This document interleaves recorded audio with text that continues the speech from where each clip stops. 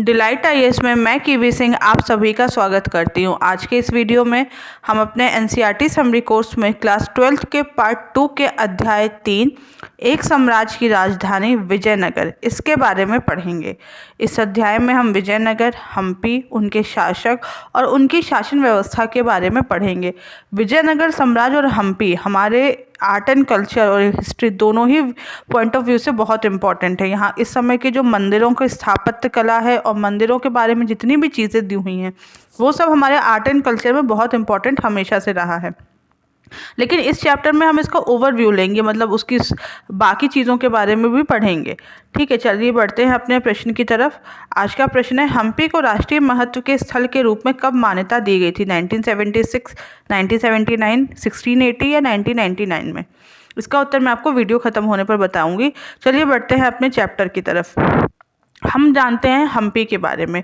हम्पी की खोज यहाँ किस की कब हुई थी और इसके बारे में क्या देखा जाता है? हम्पी की खोज का उद्भव यहाँ की स्थानीय मातृ देवी पंपा देवी के नाम पर हुआ है।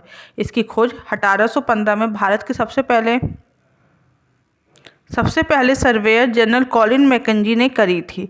अलेक्जेंडर ग्रीनवॉल्व ने 1856 में हम्पी की पहली विस्तृत फोटोग्राफी की, जो उसके बारे में जानने के लिए काफ़ी ज़्यादा इम्पॉर्टेंट थी। फिर 1876 में जेएफ फ्लीट ने हम्पी के मंदिरों की दीवारों से शिलालेख का संकलन और प्रलेखन शुरू किया। उसके बाद 1902 में जॉन मार्शल ने हम्पी के संरक्षण की शुरुआत की थी। 1976 में हम्पी को राष्ट्रीय महत्व के स्थल के रूप में घोषित कर दिया गया और 1986 में इसे विश्व धरोहर केंद्र के रूप में भी घोषित किया गया था। हम्पी विजयनगर की राजधानी थी। विजयनगर साम्राज्य दक्षिण भारत का सबसे सम्मानित और शानदार साम्राज्य था। शहर के इतिहास को फिर से बनाने, विरूपाक्ष मंदिरों के पुजारी की यादों, पंपा देवी के मंदिर, कई शिलालेखों के और मंदिरों के इतिहास, विदेशी यात्रियों के खातों और तेलुगु, कन्नड़, तमिल, संस्कृत में लिखी गई अन्य साहित्यिक स्रोतों ने हम्पी की खोज में बहुत महत्वपूर्ण भूमिका निभाई है। फिर हम जानते हैं विजयनगर के बारे में। विजयनगर साम्राज्य दक्षिण भारत की सबसे सम्मानित साम्राज्य है। इसकी स्थापना 1336 में दो भाइयों हरिहर और बुक्का ने करी थी। विजयनगर साम्राज्य के जो साम्राज्य शासक थे उन्हें रायस कहा जाता है और इनके जो सबसे शक्तिशाली राजा थे वह कृष्णदेव राय थे। इनके कार्यकाल के दौरान इस समय की जो साम्राज्य था वह अपनी पराकाष्ठा पे पहुंचा था, मतलब उसकी उन्नति की पराकाष्ठा थी। उसके बाद लगभग 200 वर्ष के उत्कर्ष के बाद 1565 में इस राज्य की पराजय हुई और राजधानी विजयनगर को जला दिया गया। विजयनगर का साम्राज्य प्रशासन बहुत अच्छा था और यहाँ के लोग काफ़ी सुखी और संपन्न थे। विजयनगर साम्राज्य 16वीं शताब्दी तक घटने लगा और 17वीं शताब्दी तक आते आते इसका जो साम्राज्य है वह खत्म हो गया था। फिर हम जानते हैं यहाँ के शासक और व्यापार के बारे में। जो विजयनगर था उसमें किस तरीके की चीज़ें थी, वहाँ पे किस तरीके का शासन चलता था, इसके बारे में हम जानते हैं। विजयनगर में गरम मसाले और कपड़ों के रत्नों का व्यापार होता था। व्यापार यहाँ की साम्राज्य के आय का प्रमुख स्रोत था। यहाँ के लोग धनवान थे और बहुमूल्य वस्तुएं खरीदते थे। युद्ध की नस्लों के लिए अच्छे घोड़ों का अरबों से आयात किया जाता था और घोड़ों के व्यापारियों को कुदुरई चेट्टी कहा जाता था। यहाँ की व्यापारिक स्थिति को देख के पुर्तगाली यहाँ आकर बसने लगे और व्यापार में अपनी भूमिका निभाने लगे थे। इस काल में युद्ध कला प्रभावशाली अश्वसेना पर आधारित होती थी, इसलिए प्रतिस्पर्धा राज्यों के लिए अरब और मध्य एशिया से घोड़ों का आयात करना बहुत महत्वपूर्ण था। यहाँ पर व्यापार आरंभिक चरणों में अरब व्यापारियों द्वारा नियंत्रित था तथा व्यापार के स्थानीय समुदाय, जिन्हें कुदरई चेट्टी या घोड़े का व्यापार कहा जाता था, यहाँ के लोग थे वह विनिमय में भाग भी लेते थे। 1498 तक कुछ और लोग पटल में उभर के आए थे। ये लोग पुर्तगाली थे जो उपमहाद्वीप के पश्चिमी तट पे आए थे और व्यापारिक और सामरिक केंद्र स्थापित करने का प्रयास करने लगे। उनकी बेहतर सामरिक तकनीकों, विशेष रूप से बंदूकों के प्रयोग से इस समय की जो उलझी हुई राजनीति थी, मतलब उस समय राजनीति की जो स्थिति थी, उस समय एक महत्वपूर्ण शक्ति बन के उभरने में विजयनगर की एक बहुत महत्वपूर्ण सहायता करी थी। फिर हम जानते हैं राय और नायक के बारे में। राय यहाँ जो विजयनगर के शासक थे उन्हें राय कहते थे और नायक सेना प्रमुख को नायक कहा जाता था। साम्राज्य में शक्ति का प्रयोग करने वाले सेना प्रमुख होते थे जो सामान्यतः किलों पर नियंत्रण रखते थे और उनके पास सशस्त्र सशक्त और समर्थक भी होते थे जो शस्त्रों के साथ उनके होते थे। ये लोग प्रमुख तौर पर एक स्थान से दूसरे स्थान पर भ्रमणशील रहते थे और कई बार बसने के लिए उपजाऊ भूमि की तलाश में किसान भी उनका साथ देते थे। इन प्रमुखों को नायक कहा जाता था और आमतौर पर ये तेलुगु या कन्नड़ भाषा बोलते थे। कई नायकों ने विजयनगर शासन की प्रभुसत्ता को आगे समर्पण किया है, परंतु ये बाद में विरोध भी कर देते थे। इन पर इसके माध्यम से फिर मतलब सैनिकों द्वारा सैनिक कार्रवाई करके इन्हें अपने मध्य लिया जाता था। फिर हम जानते हैं अमर नायक प्रणाली के बारे में। अमर के शब्द का उद्भव संस्कृत के समर शब्द से हुआ जिसका अर्थ है लड़ाई या युद्ध। ये मतलब जो होता है इसका अर्थ एक तरीके से ऊंचे कुल या ऊंचे पद के व्यक्ति के लिए भी हो सकता है। अमर नायक प्रणाली विजय साम्राज्य की एक प्रमुख राजनीतिक खोज थी। ऐसा प्रतीत होता है कि इस प्रणाली में जो भी तत्व थे वह दिल्ली सल्तनत की एकता प्रणाली से काफ़ी मिलते जुलते थे। ये लोग जो होते थे वह सैनिक कमांडर होते थे जिन्हें राय द्वारा प्रशासन के लिए राज्य क्षेत्र दिए जाते थे। वे किसानों, शिल्पकारियों और भू राजस्व भी वसूल करते थे। वे राजस्व का कुछ भाग उपयोगित व्यक्तिगत उपयोग और घोड़े और हाथियों के लिए दल के रख रखाव के लिए भी अपने पास रखते थे। अमर नायक राजा को वर्ष में एक बार भेंट दिया करते थे और अपनी स्वामी की भक्ति प्रदर्शित करते थे। कभी कभी राजा इन्हें एक दूसरे से दूसरे स्थान पर स्थानांतरित करके अपना नियंत्रण दर्शाता था, पर 17वीं शताब्दी तक कई लोगों ने अपना स्वतंत्र यहाँ पर राज्य स्थापित कर लिया था जिससे केंद्रीय ढांचे में विघटन होने लगा था। फिर हम देखेंगे कि राज्य के बारे में, वहाँ का उस समय का क्या राज्य था, क्या स्थिति थी और वहाँ का चरमोत्कर्ष और उत्पतन के बारे में। विजयनगर पे 4 राजवंशों ने शासक किया था। संगम वंश, सलूव वंश, तुलुव वंश और अरविदु वंश। संगम वंश ने साम्राज्य की स्थापना की, सलूव ने इसका विस्तार किया, सलूव ने इसके गौरव को शिखर पे ले गया, लेकिन अरविदों के तहत इसे अस्वीकार कर दिया गया। कमजोर केंद्र सरकार, कृष्णदेव राय के कमजोर उत्तराधिकारी, बहमनी साम्राज्य के खिलाफ कई राजवंशों, कमरूस साम्राज्य आदि के कारण साम्राज्य का पतन में योगदान दिया। साम्राज्य की सबसे महत्वपूर्ण विशेषता यहाँ पर जो पानी की आवश्यकता के लिए तुंगभद्र नदी द्वारा गठित प्राकृतिक खलियान से पूरी की गई थी। विजयनगर साम्राज्य के पतन के क्या कारण थे? पड़ोसी राज्यों से शत्रुता। विजयनगर के जो शासक थे वह हमेशा पड़ोसी राज्यों अर्थात बहमनी राज्य से हमेशा इनकी शत्रुता रही थी, जिससे इनके साम्राज्य की स्थिति लगातार शक्तिहीन होती रही। यहाँ के जो शासक थे वह काफ़ी निरंकुश हो गए थे, फिर वह जनता में अपनी लोकप्रियता नहीं बना पाए थे। इसके अलावा अयोग्य उत्तराधिकारी कृष्णदेव राय के बाद उसका भतीजा अच्युत राय राजगद्दी पर बैठा था। वह कमजोर शासक था और उसकी कमजोरी की वजह से गृह युद्ध छिड़ गया और गुटबाजी को प्रोत्साहन मिला था। फिर हम देखते हैं उड़ीसा और बीजापुर के आक्रमण के। जिस दिनों में विजयनगर गृह युद्ध में लिप्त था उन्हीं दिनों में उड़ीसा के राजा ने वहाँ पर आक्रमण कर दिया और लेकिन विजयनगर पे आक्रमण कर दिया। गजपति वहाँ का जो शासन था वह हार कर लौट गया और आदिल ने रायचूर और मगधल के किलों पे अधिकार कर लिया था।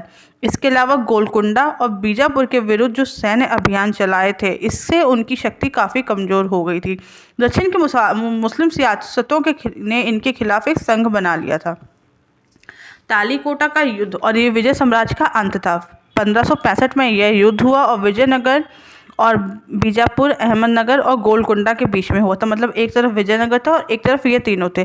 विजयनगर का नेतृत्व प्रधानमंत्री राम राय ने किया था। इस युद्ध में विजयनगर को हार मिली। सेनाओं ने विजयनगर शहर को काफ़ी ज़्यादा लूटा था, जिससे कुछ ही सालों में ये शहर उबड़ गया। इस युद्ध को राक्षसी तांगड़ी के नाम से भी जाना जाता है। फिर हम जानते हैं विजयनगर राजधानी और उसके परिप्रेक्ष्य के बारे में। विजयनगर साम्राज्य दक्षिण भारत का सबसे सम्मानित और शानदार शहर था।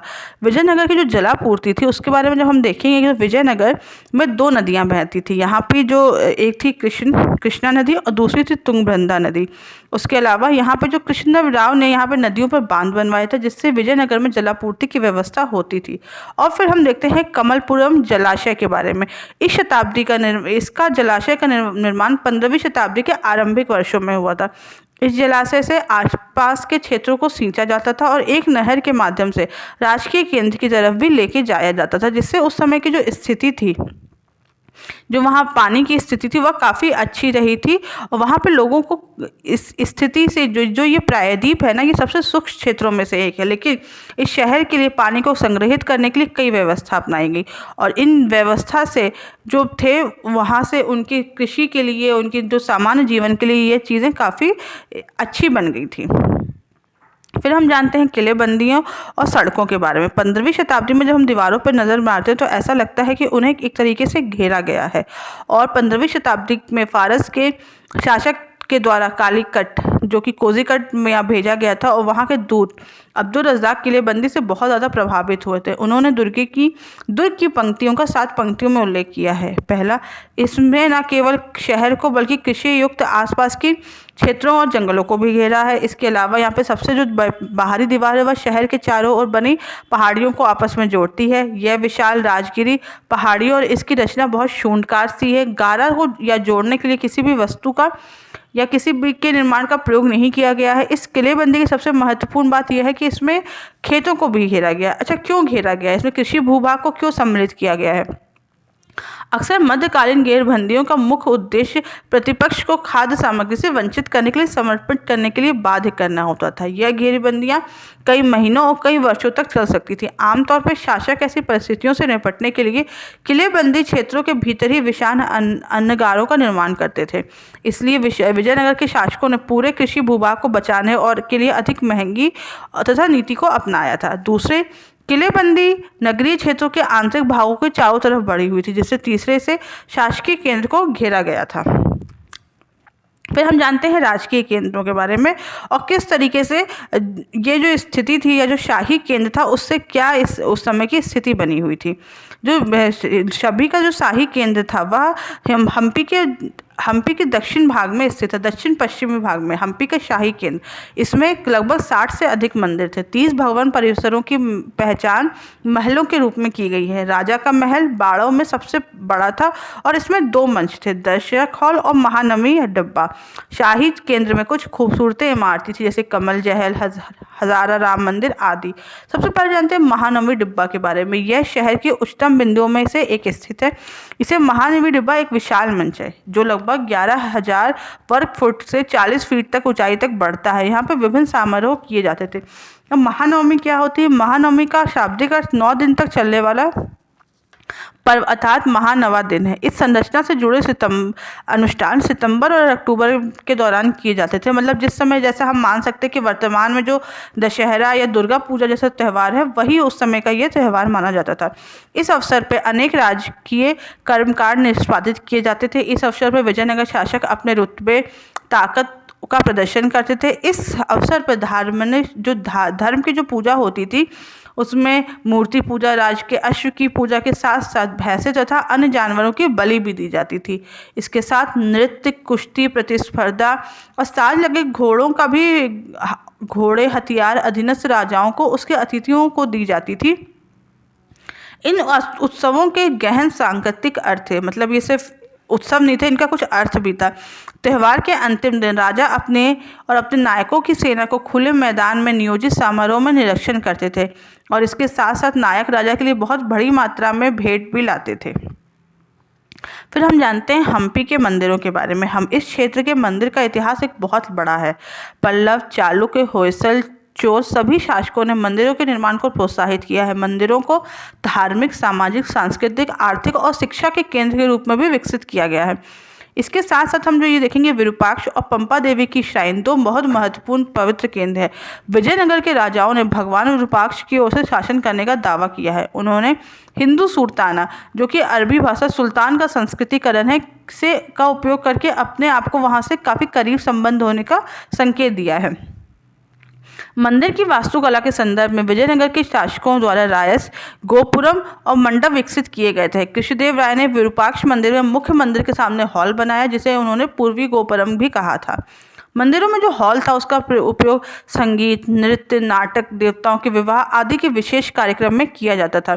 विजयनगर शासकों द्वारा विट्ठल मंदिर की भी स्थापना की गई थी, जिसमें विष्णु को एक रूप में विट्ठल, जिसकी पूजा अधिकतर महाराष्ट्र में की जाती है, वहाँ की जाती थी। और कुछ सबसे ज़्यादा शानदार गोपुरम इन स्थानीय शासकों द्वारा यहाँ पर बनवाए गए थे। हम देखेंगे ये चीज़ें। सबसे पहले जानते हैं गोपुरम और मंडप के बारे में। मंदिर स्थापत्य के क्षेत्र में ये एक नए तत्व हैं जो प्रकाश में आते हैं। इनमें विशाल स्तर पर बनाई गई जो संरचनाएं हैं जो राजकीय सत्ता में शामिल थी। गोपुरम का सबसे अच्छा उदाहरण राय गोपुरम है। ये जो राजकीय प्रवेश द्वार थे, इसमें विशाल स्तर पर बनाई गई संरचनाएं गोपुरम को दर्शाती हैं। जो राजकीय प्रवेश द्वार थे वे अक्सर केंद्रीय देवालों के मीनारों को बौना प्रतीत कराते थे और लंबी दूरी से ही मंदिर के होने का संकेत देते थे। इसके अलावा मंडप ये विशिष्ट अभिलक्षणों से बने हुए तथा लंबे स्तंभ वाले गलियारे थे जो मंदिरों के परिसरों में स्थित देवालय के चारों ओर बने होते थे। फिर हम जानते हैं शिखर के बारे में। मंदिरों की सबसे ऊपरी या ऊंची छत को शिखर कहा जाता है। आमतौर पर यह मंदिर के आगंतुकों द्वारा उचित दूरी से ही देखा जा सकता है। शिखर के नीचे हम भगवान या देवी की मुख्य प्रतिमा को पाते हैं। फिर हम देखते हैं गर्भगृह के बारे में। यह मंदिर के एक केंद्रीय स्थान पर स्थित मुख्य कमरे का एक केंद्रीय बिंदु होता है। आमतौर पर प्रत्येक भक्त अपने मुख्य कर्तव्य के प्रति सम्मान और भक्ति की भावनाओं को भुगतान करने के लिए इस कमरे के गेट के पास जाता है। और हम फिर जानते हैं सभागार के बारे में। सभागार का प्रयोग विविध कार्यों के लिए किया जाता था। इसमें से कुछ कार्य देवताओं की मूर्तियां, संगीत, नृत्य और नाटकों के विशेष कार्यक्रमों के लिए किया जाता था।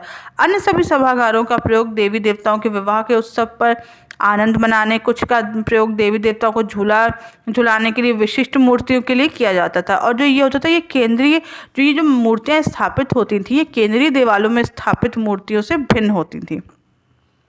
फिर हम जानते हैं हम्पी के बारे में। हम्पी को एक राष्ट्रीय महत्व की जो बताया गया है, ऐसा क्या हुआ था 1976 में हम्पी को राष्ट्रीय महत्व के स्थल के रूप में मान्यता दी गई थी। 1880 के दशक के समय हम देखेंगे कि लगभग